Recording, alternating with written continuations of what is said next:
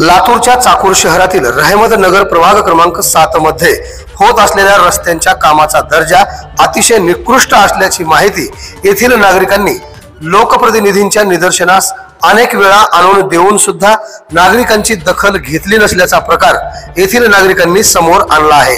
मागील 19 महिन्यापूर्वी झालेले रस्ते अतिशय निकृष्ट दर्जाचे असून मध्य भागातून सर्व रस्त्याला चिरा पडून रस्ते फुटू लागले आहेत। रस्त्याच्या दोन्ही बाजूला नाल्या न बनवता फक्त थातूर मातूर रस्ता बनवल्यामुळे वापराचे पाणी जागोजागी खड्डे साचून डास होऊ लागले आहेत आणि त्यापासून बालक व वयोवृद्ध आजारी पडत असल्याचे अनेक वेळा येथील नगरसेवकांना सांगून सुद्धा त्यांच्याकडे कानाडोळा करण्यात आल्याचे नागरिकांनी म्हटले आहे।